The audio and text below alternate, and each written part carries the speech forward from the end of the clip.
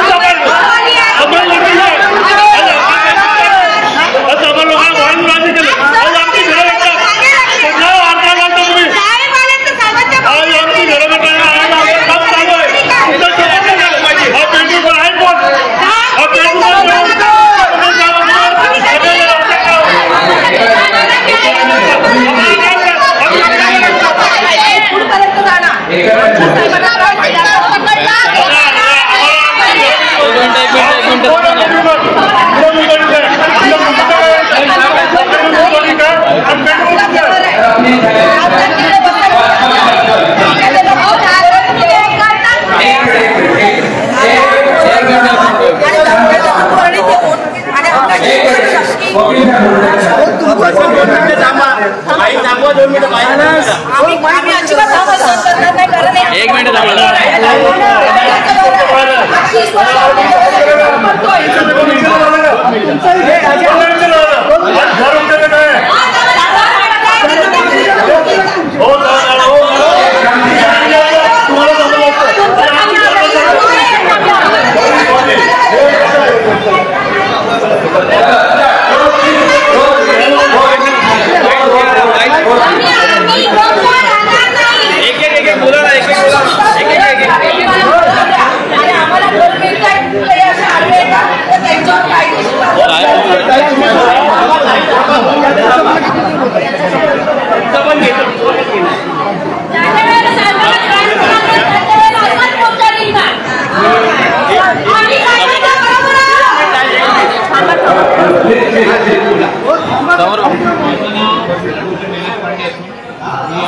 Society आणि आपली संस्था आहे झोपडपट्टी पुनर्वसन करण्यासाठी त्या संस्थेचा मी कायदेशीर सल्लागार असून त्यांना ह्या विषयामध्ये लागणारी कायदेशीर जी मदत आहे ती मी त्यांचं काम बजावत आहे. ह्या विषयामध्ये आपल्या सर्वांना जसं माहिती आहे की एक्सटॉर्शनचा गुन्हा नवघर पोलीस ठाणे मी याच्यामध्ये रजिस्टर केलेला आहे. विषयाचं खूप योग्यरित्या पोलीस तपास करत आहे, विषय तपासाधीन आहे. आता हे एक्सटॉर्शनचा विषय जो आहे हा मी जसं आपल्याला सर्वांना तर वारंवार म्हटलं की हा पूर्ण विषय एक्सटॉर्शन रॅकेट इथपर्यंत मर्यादित नसून जेव्हा याच्यामध्ये कृष्णा पेलूरकर आणि इतर बाजूचे रहिवासी ह्यांचा सहभाग दिसून येतो आणि सहभाग कुठल्या पद्धतीचा सहभाग हे बाकी इतर जे आरोपी आहे आपण सर्वांना माहिती असते कुठली बाब आहे हे कांदिवली वसईविरा इथे राहणारे आरोपी आहे. यांना प्रोजेक्टबद्दल माहिती कोण पुरवतोय तर माहिती पुरवतोय माझा बाजूचा रहिवासी कृष्णा पेलूरकर आणि धमक्या काय दिलेलं ते आहे प्रोजेक्ट आम्ही बंद पाडू. जेव्हा प्रोजेक्ट बंद पाडू ते कुणाच्या जोरावरती हे बोललं जातं आहे. त्याच्यामध्ये कोण विकासक त्याच्यामध्ये इन्व्हॉल्ड आहे, कोण बिल्डर त्याच्यामध्ये इन्व्हॉल्ड आहे याची सखोल चौकशी व्हावी. त्याच्यामध्ये जर आपण बघितलं बांदेकर स्वप्नील बांदेकर नावाचा जो व्यक्ती आहे तो उद्धव माजी नगरसेवक असून उद्धव ठाकरे साहेबांचं एखादा चुनाव चिन्ह घेऊन पुढे येतोय, एखाद्या वेळी शिंदे साहेबांचं एकनाथजी शिंदे साहेबांचा चुनाव चिन्ह घेऊन पुढे येतोय आणि या चिन्हांचा गैरवापर करत आहे. त्याची सुद्धा बाब आम्ही इलेक्शन कमिशनकडे दाखवून दिलेली आहे. तसं ह्यावरती एकंदरीतरित्या आपण जर पुन्हा बघितलं तर ह्याच्यामध्ये झोपडपट्टी मुक्त मुंबई हा सरकारचा धोरण आहे. विषय जर आपण बघितलं तर फोरशोर पॉलिसी याचा लाभ आपण घेतलेला आहे आणि जी आपले माननीय लाडके आपले मुख्यमंत्री महोदय देवेंद्रजी फडणवीस साहेब त्यांनी ही पॉलिसी स्वतःच्या निगराणीखाली राखराखड करून ती पॉलिसी आणलेली आहे. का? कारण की तिथे विकासकाला गती मिळत नाही आहे, प्लॉटला नंबर नाही आहे, इतर बाबी आहेत. त्या बाबींना आपण पुढे जाऊ आणि त्यांना विकास कसं करून देता येईल आणि लोकांना कसं ते घरं लवकरात लवकर मिळवता येईल त्यासाठी त्यांनी ती योजना राबवलेली आहे. आणि त्या धोरणाचा आपण वापर करून मी प्रोजेक्ट सबमिट केलं. प्रोजेक्ट सबमिट करत असताना आपल्याला माहिती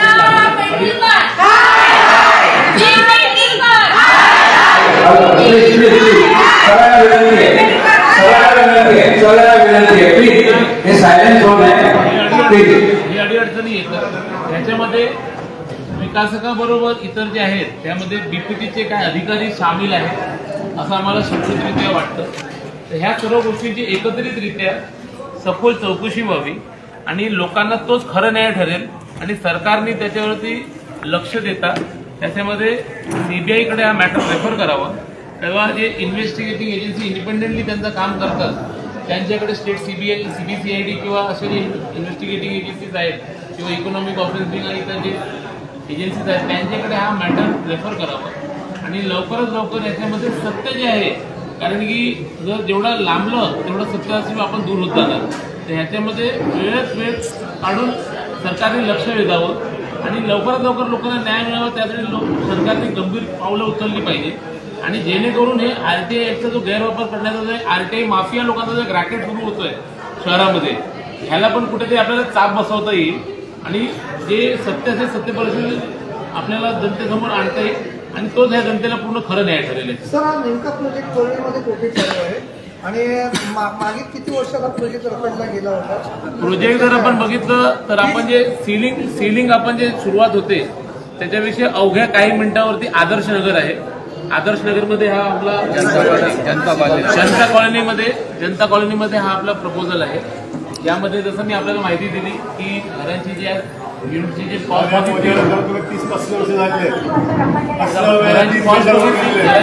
बघितली तर कोट्यांमध्ये घरं जात आहेत.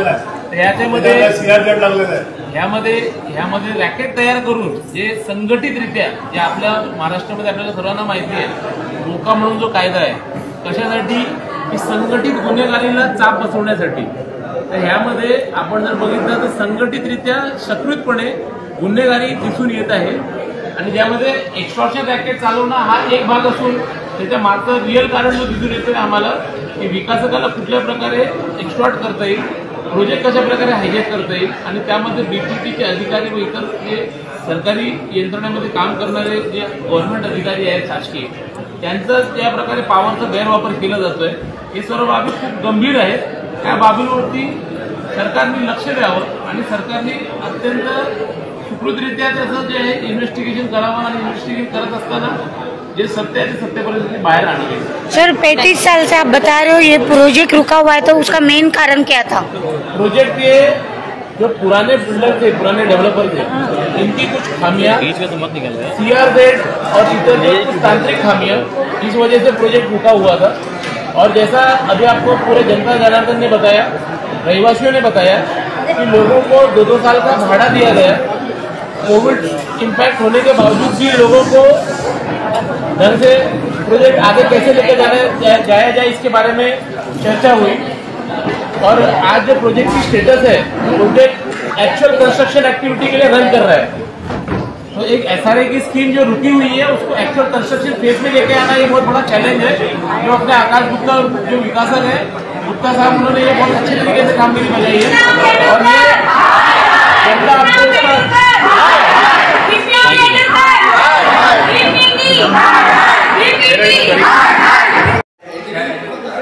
दर्शकों, आपने अभी देखा कि अशोक गुप्ता की जो लॉयर है उन्होंने स्पष्ट तौर पर एक्सटॉर्शन की सीमा और राइट टू इन्फॉर्मेशन एक्ट में भी कोई एविडेंस नहीं है जो सामने वाली पार्टी बोल रही है। और इन्होंने मुंबई कमिश्नर से निवेदन किया है कि इस पर सरकारी तौर पर इन्वेस्टिगेशन होना चाहिए ताकि वर्ली में जो चौपटबाजी है उनका रीडेवलपमेंट होना चाहिए। अभी हमारे साथ क्षेत्रीय जनता कॉलोनी सोसाइटी जो वर्ली में है उसके अतुल बोलकर जो कि ट्रेजरर है वो हमारे साथ जुड़ चुके हैं। वो भी पत्रकार परिषद लेते सभी बातें आपने पत्रकारों में सिलेक्शन हो गया। क्या कहना चाहेंगे आप इस पत्रकार परिषद के बाद मुंबई पुलिस और पुलिस कमिश्नर? मेरा नाम अतुल कोकर है, मैं चैतन्य साई जनता कॉलोनी सोसाइटी का ट्रेजरर हूँ। मैं आपको इसके लिए कोई आगे बात ये बताना चाह रहा हूँ कि जो ये एक्सटॉर्शन का केस जो लगा है हमारे साथ पे, जो आकाश जी गुप्ता है जो विकासक है सरकार बोर्ड के चिंता बोलने के वो विकासक है, उन्होंने हमारा जो प्रोजेक्ट लिया है, हमारे इधर टोटल 2054 घर है और उसके ऊपर 250 घर अलग चल रहा है। तो हमारा पिछले 9 महीने से मतलब हमारा 2024 फरवरी में हमारा बीपीडी का केस लगा है। 2024 में मार्च से अभी तक दिसंबर तक अभी कुछ ही केस का कुछ भी अभी तक मतलब बोर्डिंग पे भी नहीं गया है। वो अभी भी उसका वकालतनामा नहीं प्रॉपरली बना है, वो एडमिशन नहीं हुआ है। सिर्फ और सिर्फ ये प्रोजेक्ट ढीला टंगाया जा रहा है, उसके आगे कुछ कर नहीं रहे। इसमें बीपीडी के जो ऑफिसर्स है, बीपीडी के जो मेन ऑफिसर है, उनके पीछे उनका क्या मोटिव है वो पता नहीं चल रहा है। उसके ऊपर जो एक्सटॉर्शन हुआ है, हमारा प्रोजेक्ट चल रहा है वर्ली में, एक्सटॉर्शन का डिमांड हो रहा है विरार से, नाला सोपारा से, मीरा भाईंदर से। तो ये जो एक्टिविटीज थे आरटीआई एक्टिविटीज वो जाके हमारा प्रोजेक्ट और डिले कर रहे हैं। जैसे आपने बताया कि बीपीडी के ऑफिसर नहीं हो पा रही है, गरीब जो है वो 2,500 3,000 से भी ज़्यादा की संख्या में है। तो क्या लगता है आपको इसमें कोई पॉलिटिकल प्रेशर इनको है या फिर इसमें? देखो, इसमें मेरे हिसाब से कोई पॉलिटिकल स्टेशन का कुछ भी इंफॉर्मेशन नहीं मिल रहा है। सिर्फ और सिर्फ एक्सटॉर्शन या कोई प्रोजेक्ट हाईजैक करने के बारे में बात चल रही है। मुझे ऐसे लग रहा है कोई अदर बिल्डर होगा, कोई और बिल्डर होगा तो इसके ऊपर अपना डिमांड और अपना कुछ कमिटमेंट रखना चाह रहा है। उसके हिसाब से ये लग रहा है। फिलहाल कोई पॉलिटिकल प्रेशर नहीं है, कोई पॉलिटिकल नहीं है, ऐसा फिलहाल। दर्शकों देखा आपने, ये थे हमारे साथ बोलकर जो कि ट्रेजरर है चेतन सिंह जनता सोसाइटी वर्दी के, और इन्होंने साफ तौर पर कहा है, क्लियरली ये stated that there is no political pressure. ये सिर्फ एक स्ट्रैटेजी अपनाई जा रही है ताकि अशोक गुप्ता जो कि बिल्डर है उनके साथ पार्टनरशिप की जाए, और ऑब्वियसली अगर जब पार्टनरशिप होगी तो उसमें करोड़ों का फायदा भी होगा बिल्डर का भी, और जो इनसे पार्टनरशिप कर सकता है। इसीलिए ये स्ट्रैटेजी और ये इलॉजिकल तरीकों को अपनाया जा रहा है कि कहीं ना कहीं बिल्डर डर जाए और इनके साथ हाथ मिला रहे। इसी भी इन सभी चीज़ों को देखते हुए इनके लॉयर और अतुल बोलकर जो कि ट्रेजरर है उन्होंने कहा है कि हम पुलिस की सहायता लेंगे। मुंबई पुलिस कमिश्नर विवेक खानकर से रिक्वेस्ट की गई है कि CID द्वारा इस पर जाँच की जाए ताकि फ्यूचर में इस तरीके के न्यूसेंस को हैंडल ना किया जाए, बल्कि स्मूथली उन गरीब वासियों के हित में एक अच्छा प्रोजेक्ट अशोक गुप्ता बना कर दे सके। अब देखना ये है कि मुंबई पुलिस इस पर किस तरीके की कार्रवाई करती है। देश और दुनिया की तमाम खबरों के लिए देखते रहिए सहारा का। Thank you.